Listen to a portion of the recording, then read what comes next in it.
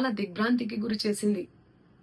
నన్ను ఆదరిస్తున్న తెలుగు కుటుంబ సభ్యులకు మళ్ళీ చెప్తున్నా, మీ మంగ్లీ ఎలాంటి తప్పు చేయలేదు.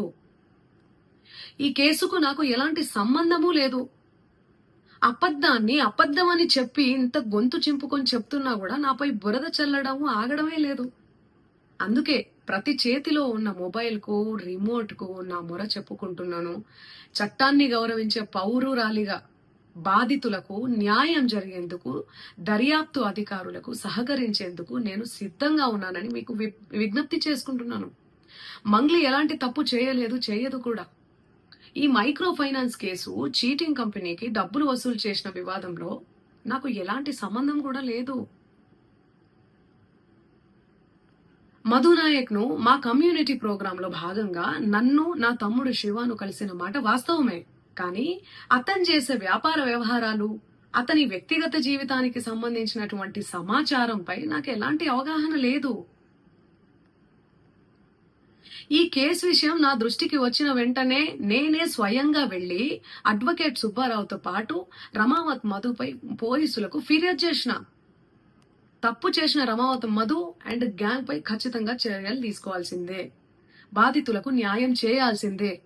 ఈ కేసులో మోసగాళ్లను, బాధితుల అంశాలను పక్కన పెట్టి నాపై, నా కుటుంబ సభ్యులపై దుష్ప్రచారం చేసేందుకు కొందరు వ్యక్తులు కావాలని హేమకాంత్ రెడ్డి, సుబ్బు అడ్వకేటు, మధు నాయక్ ఈ కేసులో మోసగాళ్లను, బాధితుల అంశాలను పక్కన పెట్టి నాపై, నా కుటుంబ సభ్యులపై దుష్ప్రచారం చేసేందుకు కొందరు వ్యక్తులు కావాలని ఈ వివాదంలోకి నన్ను లాగుతున్నారు. నిజానికి ఈ మైక్రో ఫైనాన్స్ అనే వ్యవహారంలో నష్టపోయింది బాధితులతో పాటు నేను కూడా ఒక బాధితురాలనే. వాళ్ళు అమాయకులు డబ్బులు పోగొట్టుకున్నారు, నేను పేరుని నష్టపోయాను. ఈ వివాదం తెరపైకి వచ్చినప్పటి నుండి ప్రతి క్షణం నా కుటుంబ సభ్యులు, నేను చేయని తప్పుకు బద్నామయ్యి మానసిక క్షోభకు గురి అవుతున్నాం. సో దయచేసి ఆలోచించండి అందరూ కూడా, ప్రజలారా. నా వల్ల కావట్లేదు, దయచేసి చెప్తున్నా, మీ అందరికీ చెప్తున్నా, వాస్తవాలు చూపించండి, ఎంక్వైరీ చేసుకోండి, ఇన్వెస్టిగేషన్ చేసుకోండి, ఎక్కడ ఏంటి అనేది. నాకు పాటలు తప్ప, పాటల ప్రపంచం తప్ప నాకు ఏమీ తెలీదు. ప్రజలారా, ఎవ్వరు కూడా నమ్మకండి దయచేసి. మీడియా మిత్రులారా, మీరు పెట్టేదానికి కింద కామెంట్లు చూసి కుమిలిపోతున్నా, నా వల్ల కావట్లేదు అసలు. దయచేసి చెప్తున్నా, నేను తప్పు చేస్తే మళ్ళీ చెప్తున్నా, నన్ను ఎక్కడికైనా పిలవండి, నేను ఎక్కడికైనా రానికి సిద్ధం. ఏ పోలీస్ స్టేషన్ గడప తొక్కనికన్నా సిద్ధం, జైలుకి పోవడానికి కూడా సిద్ధం. నాకు అసలు ఆ బాధితుల్ని చూస్తుంటే ప్రాణం పోతే చాలా బాధ అనిపిస్తుంది. వాళ్ళు నా మీద అనిపిస్తున్నా కూడా మంగ్లీ అని చెప్పి, ఏమీ లేని మంగ్లీ అక్కడ, అసలు మంగ్లీకి సంబంధమే లేదు. వాళ్ళు చెప్తున్న బాధ అనిపిస్తుంది నాకు. ఎందుకంటే ఆ పేదరికం నుంచి నేను వచ్చాను, నాకు తెలుసు అది ఆ పెయిన్ ఎట్లుంటది అనేది. వాళ్ళ దగ్గర నుంచి వాళ్ళని ఏమనాలి అసలు నాకు అర్థం కావట్లేదు నోటితో. ఆ మధు నాయక్, ఆ హేమకాంత్ రెడ్డి, ఈ సుబ్బారావు, ఏంది అసలు ఈ గేమ్ అంతా ఏందో నాకు అసలు ఏమీ కూడా అర్థం కావట్లేదు. గత 30 రోజుల నుంచి నా ప్రోగ్రామ్స్, నాకు అన్నీ కూడా రికార్డింగ్స్ అన్నీ కూడా వదులుకోవడం జరుగుతుంది. నాకు అసలు దయచేసి చెప్తున్నా, చేతులు జోడించి చెప్తున్నా, నా తప్పు ఉంటే నన్ను ఏ శిక్ష విధించినా కూడా నేను పడడానికి నేను రెడీ. కానీ దయచేసి నా మీద ఏమైనా కోపం ఉంటే దయచేసి చెప్తున్నా, మీరు చూపించే దాన్ని బట్టి ప్రజలందరూ కూడా మిస్లీడ్ అవుతుంది. ప్రజలందరూ ఏమనుకుంటారు, అరే ఏంది అసలు ఏంది మంగ్లీ అని చెప్పి అనుకోరా, నమ్మరా వాళ్ళు? డౌట్ వస్తుంది కదా. ఎంత ప్రేమించే నన్ను, ఎంత ప్రేమించే నా పాటలను హేట్ చేస్తున్నారు. అది దేనివల్ల? మీడియా వల్లనే కదా. మన media, social media, main stream media వల్లనే కదా. దయచేసి చెప్తున్నా, నేను రిక్వెస్ట్ చేస్తున్నా మీ అందరికీ. నేను అసలు ఈ ఒక్క మాట కూడా అనట్లేదు. మీడియా లేకపోతే అసలు నేను సోషల్ మీడియా లేకపోతే నేను మళ్ళీ చెప్తున్నా, నేను ఏదన్నా తెలిసి తెలియక తప్పు మాట్లాడితే నన్ను క్షమించండి. మీరు లేకపోతే నేను లేను. నా అన్నదమ్ములు లాంటి వాళ్ళు మీరందరూ కూడా, ఓకే, ప్లీజ్ నా ఫోటో దయచేసి వాడకండి. దీనికి నాకు సంబంధం లేదు. ఎందుకు నా ఫోటో వాడుతున్నారు? ఇక్కడ మెయిన్ ఎవరు? మధు నాయక్, హేమకాంత్ రెడ్డి, ఈ సుబ్బారావు అనే వ్యక్తి, అడ్వకేటు, వీళ్ళు. ఆ మధు నాయక్, హేమకాంత్ రెడ్డి ఎవరి దగ్గర నుంచి కలెక్ట్ చేసిండు పైసలు? బాధితుల నుంచి. బాధితులకు నేను అండగా ఉంటా. ఏమైందో ఇది, బాధితులకు న్యాయం జరగాలని ఈ కేసు ఏమైనా ఇట్లా అవుతుందేమో ఏమో తెలియదు, భగవంతుడికి తెలుసు తేరుక. కానీ నేను వాళ్ళకు తప్పకుండా అండగుంటా. వాళ్ళకు న్యాయం జరగాలి. ఈ మధు నాయక్ని, హేమకాంత్ రెడ్డి గారిని, నా మీద బ్యాడ్గా దుష్ప్రచారం చేసిన అన్ని సోషల్ మీడియా ఛానల్స్ అన్నీ కూడా తిరిగి దుష్ప్రచారం చేసినటువంటి ఆ సుబ్బారావు గారికి కూడా చేతులెత్తి దండం పెడుతున్నా. వాళ్ళని కఠినంగా శిక్షించాలి అని చెప్పి పోలీస్ శాఖ నేను కోరుతున్నా. ఇన్వెస్టిగేషన్ చేయాలి, ఫెయిర్ ఇన్వెస్టిగేషన్ చేయాలి. నేను ఇంతకంటే ఏమి చెప్పదలుచుకోలేదు. నిజానిజాలు ఆల్రెడీ మీకు తెలిసింది. దయచేసి చెప్తున్నా, థంబ్నెయిల్స్ చాలా పెయిన్ఫుల్గా అనిపిస్తున్నాయి, చూడలేకపోతున్నా. మా నాన్న, మా అమ్మ, మా ఫ్యామిలీ చాలా క్షోభకు గురవుతున్నారు. నాకు మా నాన్న అంటే చాలా ఇష్టం. చూడండి, చిన్నప్పటి నుంచి నేను మా నాన్న స్టోరీ చెప్తే మీరే ఏడుస్తారు. చిన్నప్పటి నుంచి నేను మా నాన్నని కాపాడుకుంటూ వచ్చినా. నేను ఎవరికైనా కూడా ఎమోషనే అమ్మ నాన్న అంటే. మీ ఫ్యామిలీలు కూడా మీకు ఉన్నాయి. మీరు చూపించేదాన్ని బట్టి జనాలందరూ కూడా తప్పుదోవ పడుతున్నారు, తప్పుగా అర్థం చేసుకుంటున్నారు. నన్ను తిడితే మీకు ఇష్టమా?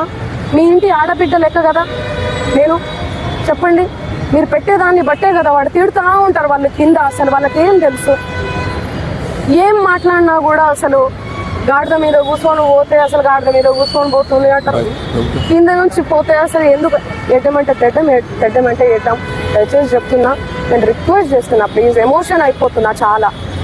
నేను తప్పకుండా బాధితుల తరపున ఉంటా, నిలబడి ఉంటా. 100% బాధితులకు న్యాయం జరగాలి. వీళ్ళని కఠినంగా శిక్షించాలి, అంతే. మంగ్లీ అక్క అంటారు నేను ఒక సెలబ్రిటీని, సో అందుకే నేను మీడియా ముందుకు రావట్లేదు, కాబట్టి మీరు ప్రెస్ మీట్ పెట్టి మాట్లాడండి అని అంటున్నారు. నేను మంగ్లీ అక్కకు ఒక చిన్న విషయం చెప్దాం అనుకుంటున్నా. చిన్న సజెషన్ అక్క, మీతో కోట్ల డబ్బులు ఉన్నాయి కాబట్టి అద్దం మీద కూలీలు 500 ఇస్తే వస్తారు, వాళ్ళని పెట్టుకొని ప్రెస్ మీట్ చేసుకోండి. మాలాంటి వాళ్ళు నిజంగానే అన్యాయానికి మేము ఎప్పుడు వత్తాస్ పలకము, మేము ఎప్పుడు బాధితుల పక్షానే నిలబడతాము. అండ్ ఈరోజు ప్రెస్ మీట్ పెట్టి మాట్లాడే కొంతమంది గిరిజన నాయకులు ఉన్నారు, సోకాల్డ్ గిరిజనులు అని చెప్పుకునే నాయకులు ఉన్నారు. అండ్ వాడు ఎవడో మోతిలాల్ అంట. నాకైతే నిజంగా వాడి గురించి ఇప్పటివరకు తెలియదు. ఇప్పటివరకు ఆయనకు రెస్పెక్ట్ ఇచ్చేదాన్ని, కానీ ఆమె ఇచ్చే 10-20 రూపాయలకు మొరిగే వాళ్ళ గురించి నేను మాట్లాడాలనుకోవట్లేదు. నిజంగా నువ్వు గిరిజన బిడ్డవైతే, నిజంగా నీకు గిరిజనులు అంటే ఏదైనా ఉంటే, మొన్న వచ్చిన బ్యాచ్ అండి వీళ్ళంతా, నిజంగా నీ గిరిజనుల ఒక పక్షాన ఏదైనా నువ్వు నిలబడాలనుకుంటే ఈ బాధితుల పక్షాన నిలబడు. అంతేగాని రేపు పొద్దున నీకు మంగ్లీ వచ్చి ఓటేయదు, నీకు ఈ గిరిజనులే ఓటేస్తారు. సో ఫస్ట్ మీరు బాయ్కాట్ చేయాల్సింది మంగ్లీ గారిని కాదు, బాయ్కాట్ చేయాల్సింది ఇలాంటి ఎదవలని బాయ్కాట్ చేయండి కమ్యూనిటీ నుంచి. అప్పుడే మన కమ్యూనిటీ బాగుపడుతుంది. అండ్ ఇంకో విషయం నేను అడుగుదాం అనుకుంటున్నాను. ఈరోజు గిరిజన నాయకులు అందరూ వచ్చి మంగ్లీ మా ఆడబిడ్డ గురించి మేము మాట్లాడతాం అంటున్నారు. మరి మంగ్లీ గారు అలిగేషన్ వచ్చిన రోజు మీ దగ్గరకు వచ్చారా, లేకపోతే వేరే మ్యూజిక్ ఛానల్ వాళ్ళ దగ్గరికి వెళ్ళి మాట్లాడారా? మరి ఆ రోజు మీకు గిరిజనులు గుర్తు రాలేదా?